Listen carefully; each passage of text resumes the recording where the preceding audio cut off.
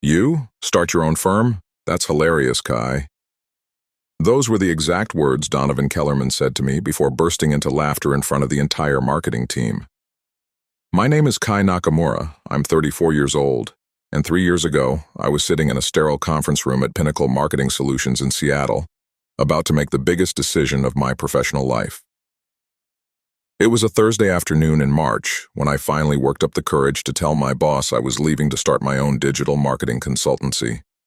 I'd been at Pinnacle for 6 years, ever since graduating from the University of Washington with my MBA. 6 years of 70-hour weeks, 6 years of building campaigns that generated millions in revenue for our clients, 6 years of watching Donovan take credit for strategies I'd developed in late-night brainstorming sessions. I was the guy who created the viral social media campaign that saved Evergreen Outdoor Gear from bankruptcy. I was the one who developed the data analytics framework that helped Pacific Northwest Bank increase their customer acquisition by 340%. I was the strategist behind the rebrand that turned Cascadia Coffee from a local roastery into a regional powerhouse with 47 locations across 3 states. But according to Donovan, I was just another employee who didn't understand the bigger picture. The meeting was supposed to be my professional resignation. I'd prepared a respectful 2 weeks' notice, ready to transition my accounts properly. Instead, Donovan leaned back in his ergonomic chair, arms crossed, that smug smile spreading across his face like he'd just heard the funniest joke of his career. "Kai, buddy," he said, loud enough for Zara from Creative and Phoenix from Analytics to hear clearly. "You're a decent account manager, but running a firm, that requires vision, leadership, business acumen. You think because you can run a few Facebook ads and write some reports, you're ready to compete with established agencies?" The room fell silent. Zara looked uncomfortable. Phoenix stared at his laptop screen. I felt my face burning with embarrassment and something else.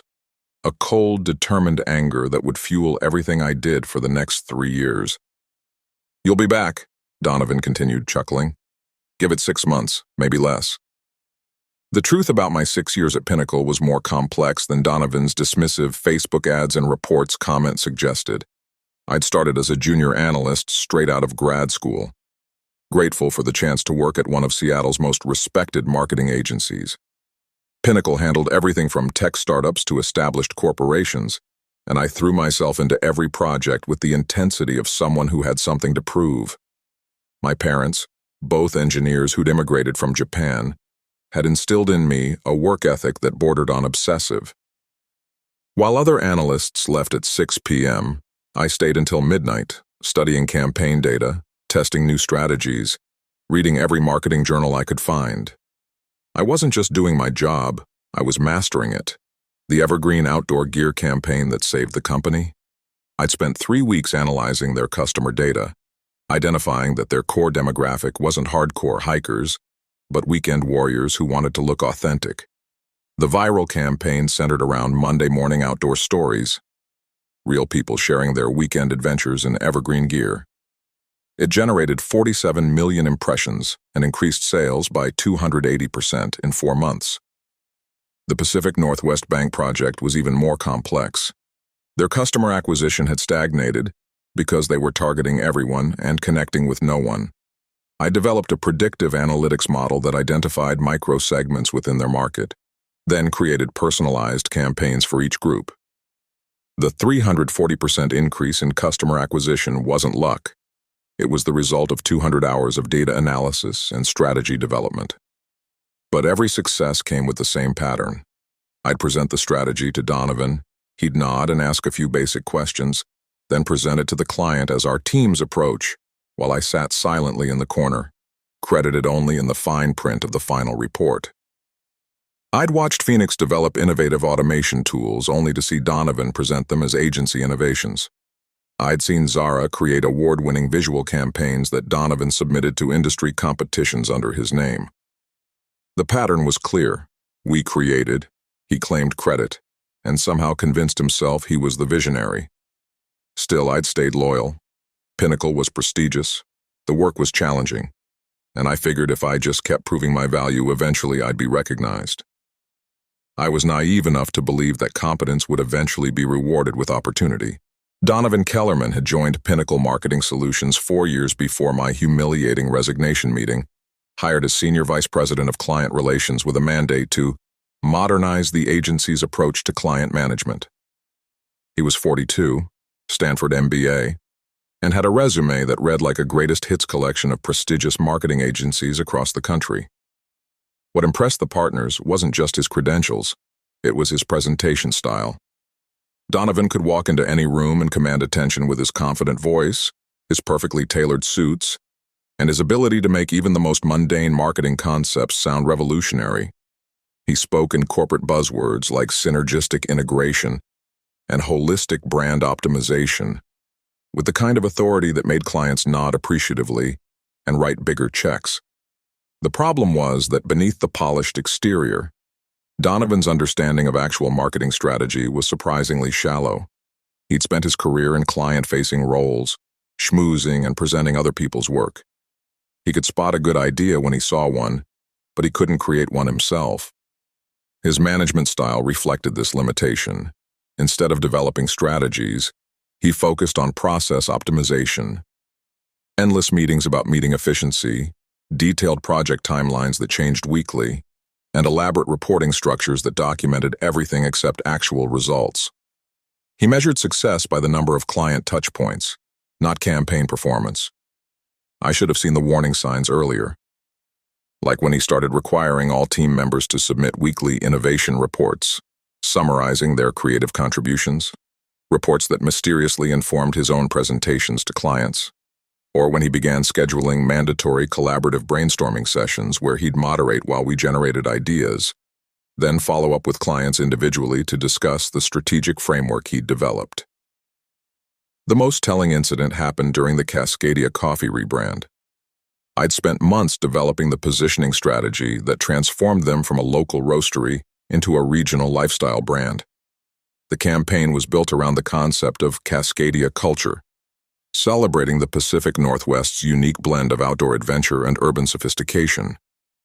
When Cascadia's CEO called the work brilliant and exactly what we needed, Donovan smoothly redirected the praise. This is exactly the kind of innovative thinking that drives our agency's success. But I kept quiet, kept working, kept believing that my contributions would eventually be recognized. I was too focused on perfecting my craft to notice that Donovan was perfecting his claim to it. What I didn't fully understand until I started my own firm was just how much value I'd been generating for Pinnacle, and how much of it was directly tied to my personal relationships with clients. The numbers were staggering when I finally added them up. My 3 major accounts, Evergreen Outdoor Gear, Pacific Northwest Bank, and Cascadia Coffee, represented $2.8 million in annual revenue for Pinnacle. That was nearly 35% of the agency's total billings. But the real value wasn't just in the retainer fees. It was in the expansion opportunities and referrals that came from satisfied clients. Evergreen's CEO, Helena Voss, had been so impressed with the Monday Morning Outdoor Stories campaign that she'd referred 2 other outdoor companies to Pinnacle. Pacific Northwest Bank's marketing director, Raj Patel, had recommended us to 3 other financial institutions. Cascadia Coffee's founder, Isabella Chen, had connected us with 5 different food and beverage startups looking for branding help. In total, my direct client relationships had generated over $4.2 million in revenue over 3 years, with another $1.8 million in pipeline opportunities. I wasn't just an account manager. I was a revenue engine that Donovan had been riding for years. The relationships weren't just professional. They were built on trust and results. Helena would call me directly when she had questions about campaign performance. Raj would text me market insights he thought might be useful for other clients. Isabella would invite me to Cascadia's quarterly planning meetings as a strategic advisor, not just a vendor. These weren't typical client agency relationships. They were partnerships built on mutual respect and proven results. When Helena needed to understand why her spring campaign was underperforming, she didn't want to hear corporate speak about market dynamics. She wanted my honest analysis of what was working and what wasn't. When Raj was considering a new product launch, He'd run his ideas by me before presenting them to his own team. The irony was that Donovan saw these relationships as a threat to his authority rather than an asset to the agency. He'd started requiring all client communication to go through him, positioning himself as the strategic lead on every account. But clients weren't interested in his management layers. They wanted direct access to the person who understood their business and delivered results. I'd built something valuable at Pinnacle, something that extended far beyond campaign execution. I'd built trust. And trust, as I was about to learn, was portable. Walking out of that conference room after Donovan's humiliating dismissal, I felt something shift inside me. The embarrassment was still there, but underneath it was a growing realization that this moment hadn't been spontaneous. Donovan's reaction had been too prepared, too theatrical. He'd been waiting for this opportunity. That evening, I sat in my Capitol Hill apartment, replaying the conversation and connecting pieces that had been floating around my consciousness for months. Donovan's recent behavior started making sense in a different context. His sudden interest in my client relationships wasn't about collaboration. It was about preparation. He'd been studying my methods, learning my strategies, positioning himself to take over my accounts. 3 weeks earlier, he'd asked me to document my client engagement protocols for the team knowledge base. I'd spent hours creating detailed guides on how to manage each account, thinking I was being helpful. 2 weeks prior, he'd requested copies of all my client communication templates for standardization purposes. The week before my resignation, he'd insisted on joining my monthly check-in calls with Helena, Raj, and Isabella to ensure agency alignment. The pattern was clear now. Donovan had been building his own relationship foundation while systematically undermining mine. He'd started positioning himself as the strategic oversight on my accounts, gradually inserting himself into conversations where he'd previously been absent. He was preparing to transition my clients to his direct management. My resignation announcement had simply accelerated his timeline. Rather than waiting months to slowly ease me out, he'd decided to use my departure as an opportunity to publicly demonstrate his authority, while privately celebrating the removal of his biggest threat. But there was something else in his reaction that I hadn't noticed in the moment. When I'd mentioned starting my own firm, I'd seen a flash of something in his eyes before the laughter started. It wasn't amusement. It was fear. The idea of me as a competitor, even a small one, clearly bothered him more than he was willing to admit. Donovan's entire career had been built on managing other people's talent. He'd never had to compete directly with the people who actually created the work he presented. The thought of me taking my skills, my relationships, and my proven track record into the market as a direct competitor was terrifying to him. His laughter wasn't confidence, it was overcompensation, and his prediction that I'd be back in 6 months wasn't a professional assessment, it was a desperate hope. My final 2 weeks at Pinnacle were surreal. Word of my departure had spread through the office, but the story varied depending on who was telling it. Donovan's version had me deciding to pursue other opportunities, with no mention of his public humiliation. But Zara and Phoenix had witnessed the actual conversation, and office gossip travels fast. Zara approached me by the coffee machine on my last Friday. "That was brutal," she said quietly, glancing around to make sure Donovan wasn't nearby.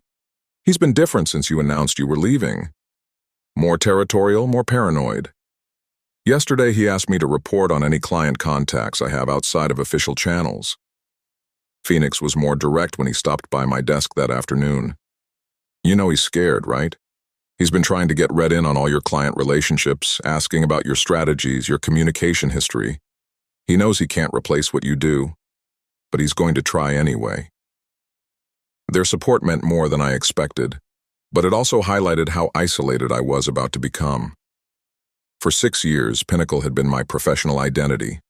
My network, my reputation, my sense of accomplishment. All of it was tied to this agency and these relationships. Walking away meant starting over from zero. The financial reality was intimidating. I had about $47,000 in savings, enough to cover maybe 8 months of basic expenses if I was careful. Starting a consulting firm would require investment in technology, legal setup, insurance, marketing, costs that would burn through my savings quickly if I didn't start generating revenue immediately. But the real challenge wasn't financial. It was psychological. Donovan's words kept echoing in my head. You think because you can run a few Facebook ads and write some reports, you're ready to compete with established agencies? Was he right? Had I been deluding myself about my abilities? I spent my final weekend as a Pinnacle employee walking around Green Lake, trying to process what I was about to attempt. Starting a firm wasn't just about proving Donovan wrong, it was about proving something to myself. Could I build something meaningful on my own? Could I translate my skills into a sustainable business? Could I compete with the agency that had taught me everything I knew? The doubt was real, but so was the determination. Every time I remembered Donovan's condescending tone, every time I thought about 6 years of watching him take credit for my work, I felt that same cold anger that had sustained me through the resignation meeting. I was about to find out if competence could beat connections, if results could overcome reputation, if one person with a laptop and a vision could challenge an established agency with decades of market presence. 3 weeks after I left Pinnacle, my phone rang with a number I recognized immediately. Helena Voss from Evergreen Outdoor Gear sounded frustrated in a way I'd never heard before. Kai, I need to ask you something, and I want a straight answer. What the hell is going on at Pinnacle? I'd been expecting this call, but hearing the irritation in Helena's voice was still jarring. I'm not with the agency anymore, Helena. You'd need to speak with Donovan about any concerns. That's exactly the problem. I've been trying to work with Donovan on our summer campaign, and it's like he's speaking a different language.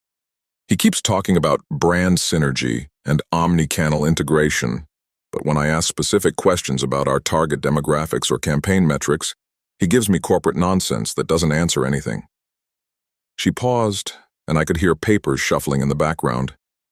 Last week, he presented a strategy for our summer launch that was basically a rehash of what we did 2 years ago. When I pointed out that our customer base has evolved since then, he told me we needed to leverage proven methodologies for optimal ROI delivery. What does that even mean? The conversation continued for 20 minutes, with Helena describing a series of interactions that painted a clear picture of Donovan's limitations. He was trying to manage her account using the same surface-level approach that had worked when I was doing the actual strategic work behind the scenes.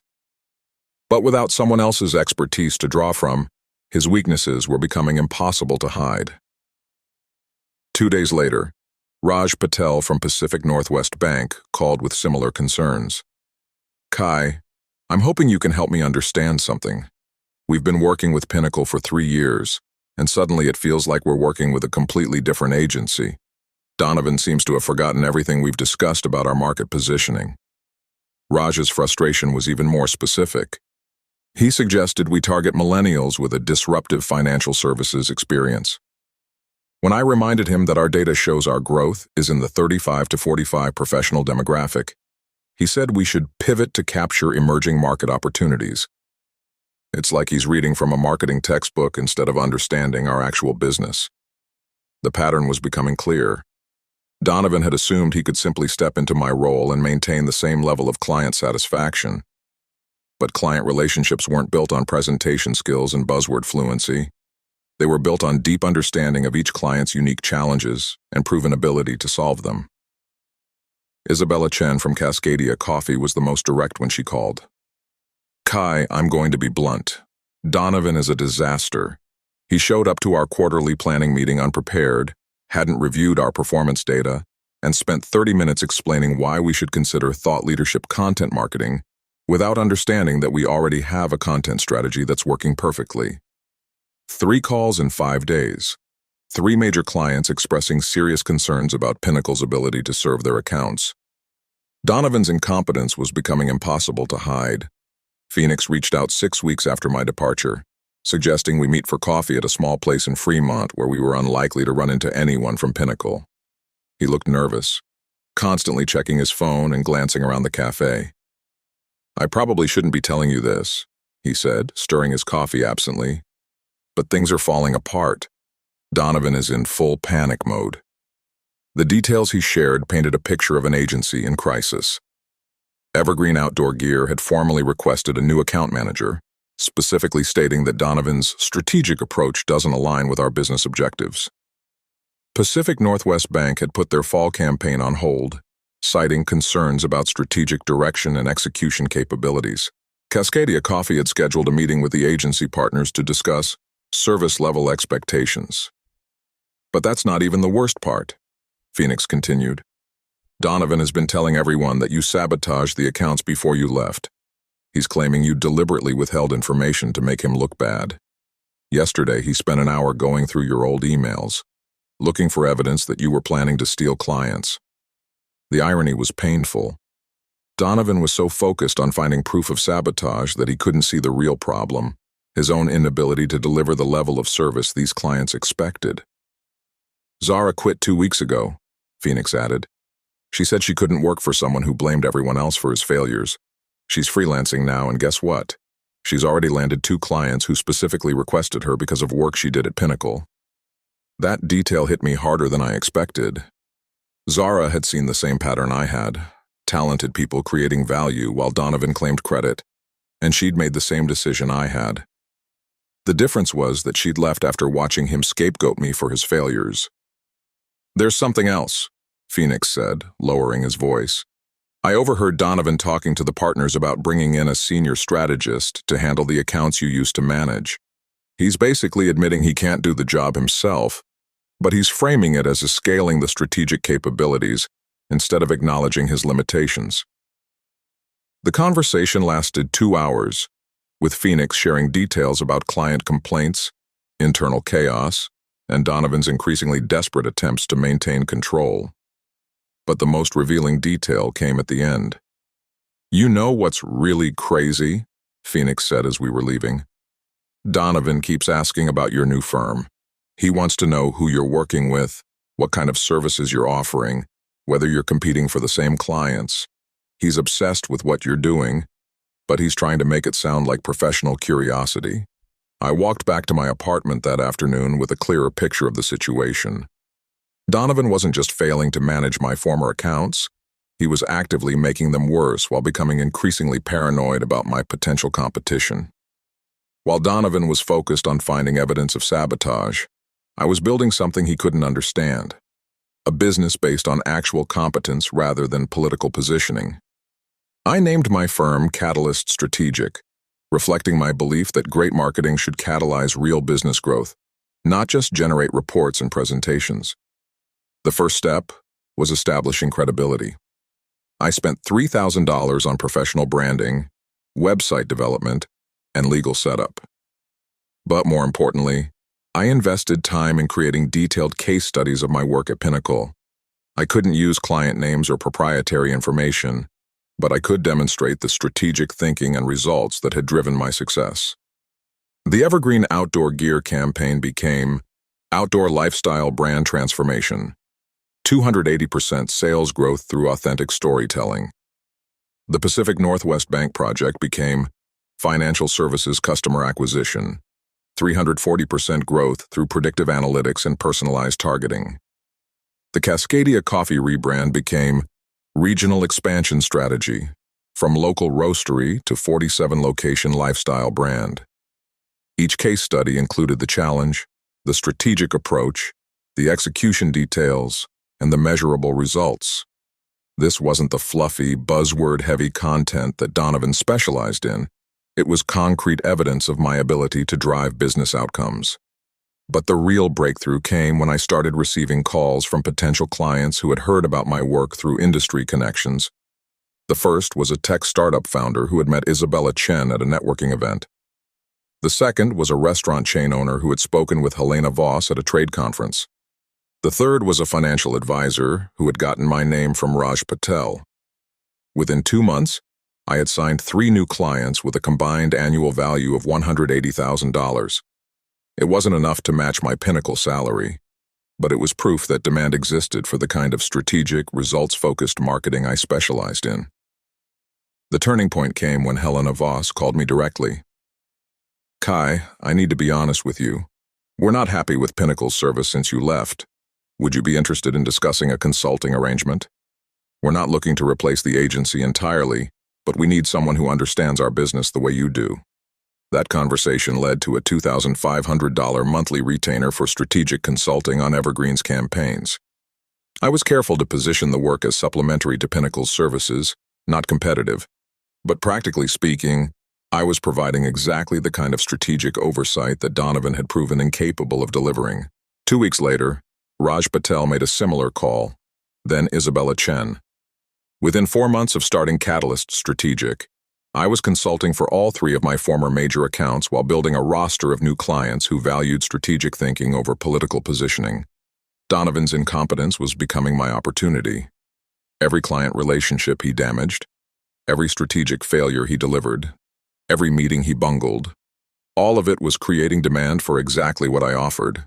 Marketing strategy based on competence rather than corporate theater. The call came on a Tuesday morning in October, exactly 8 months after I'd left Pinnacle. It was from Amara Singh, one of the agency partners, and her voice carried a tension I'd never heard before. Kai, I'm going to be direct. We need to talk. Pinnacle is facing some serious challenges, and your name has come up as someone who might be able to help us understand what's happening with our client relationships. The meeting was scheduled for the following day at a downtown coffee shop, neutral territory where we could speak candidly. Amara arrived looking older than I remembered, stress lines evident around her eyes. 3 of our largest clients have terminated their contracts in the past month, she said without preamble. Evergreen, Pacific Northwest Bank, and Cascadia Coffee. Combined, that's $2.8 million in annual revenue, money we can't afford to lose. The details she shared were worse than I'd expected. Evergreen had cited fundamental differences in strategic approach and execution capabilities. Pacific Northwest Bank had complained about lack of industry expertise and poor campaign performance. Cascadia Coffee had been the most direct. We've lost confidence in the agency's ability to deliver results.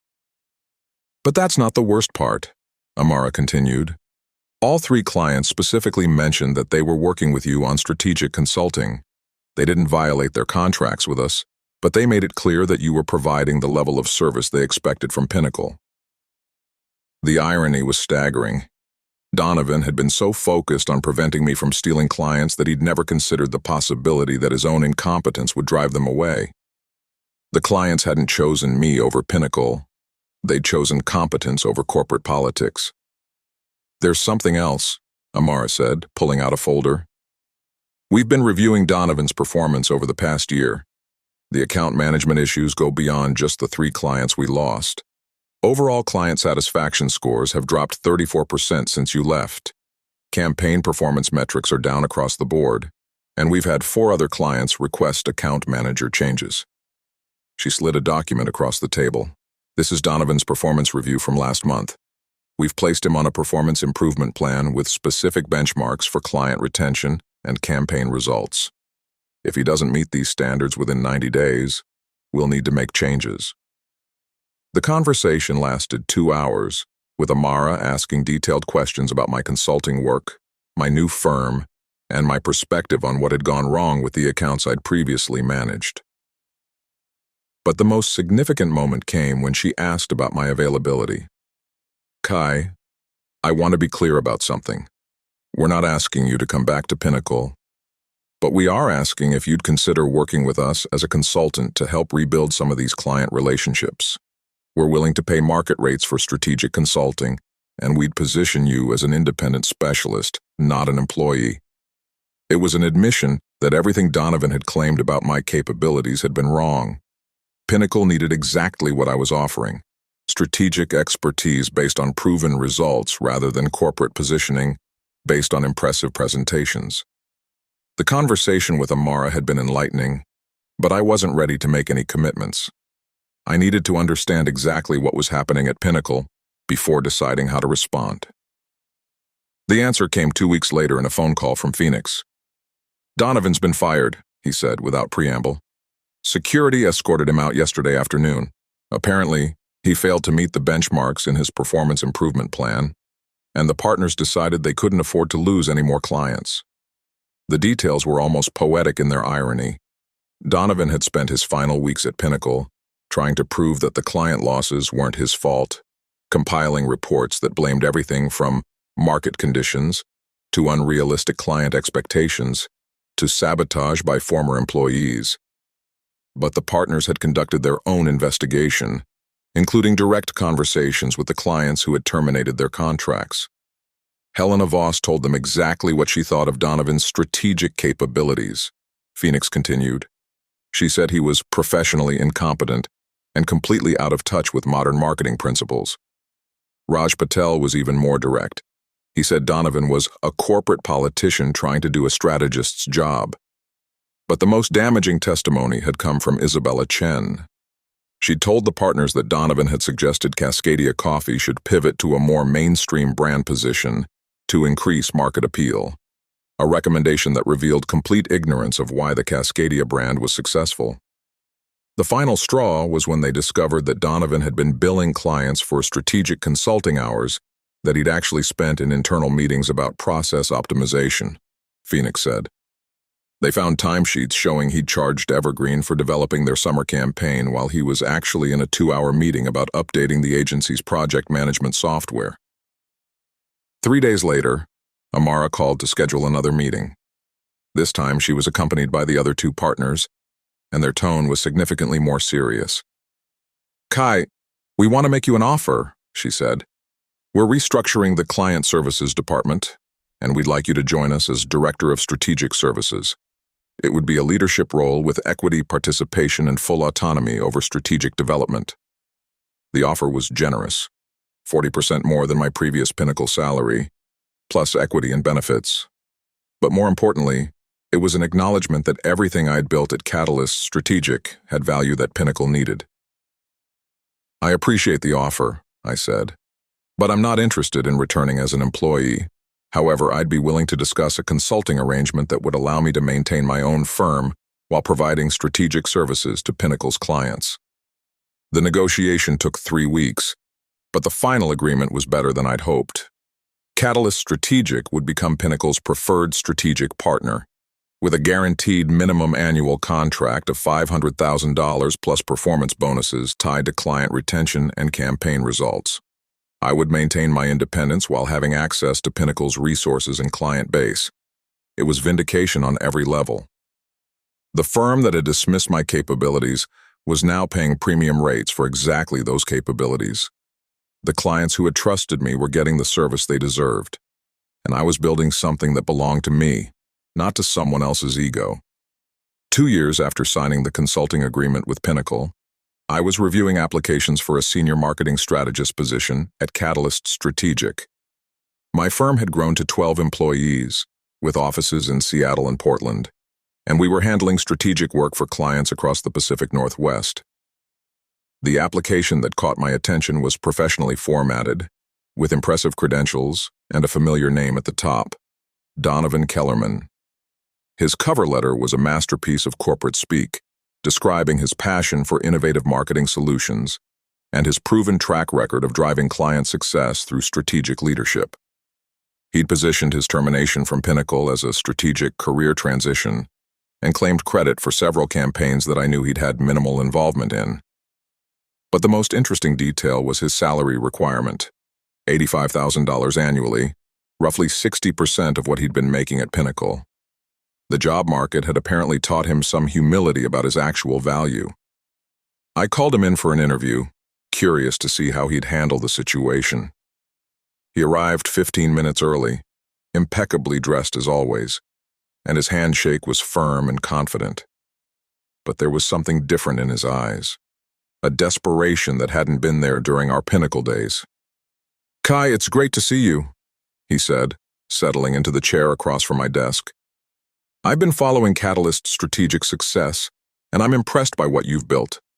I think my experience at Pinnacle would be valuable for your continued growth." The conversation lasted an hour, with Donovan carefully avoiding any mention of our previous relationship or the circumstances of his departure from Pinnacle.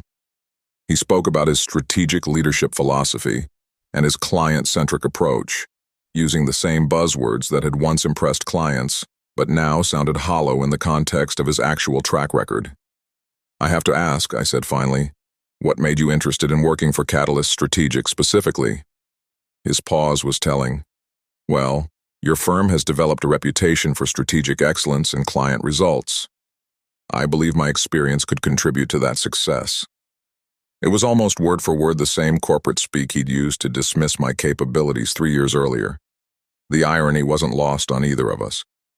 Donovan, I appreciate your interest in the position, but I don't think you'd be a good fit for our team culture. We prioritize strategic thinking and proven results over presentation skills and corporate positioning. He nodded, maintaining his professional composure, but I could see the recognition in his eyes. He understood that I was giving him exactly what he'd given me, a polite rejection that barely concealed a deeper judgment about his capabilities. As he left my office, I thought about the path that had brought us both to this moment. 3 years ago, he'd laughed at the idea of me starting my own firm. Now he was asking me for a job. The person who had underestimated me had ended up proving exactly why he was wrong. Sometimes the best revenge is simply being successful enough that your former critics come looking for opportunities to work with you. I kept his application in my files, not out of spite, but as a reminder that competence always wins in the end. The market has a way of sorting out who actually delivers value and who just talks about it. 3 years later, Donovan Kellerman needed a job, and I was the one in a position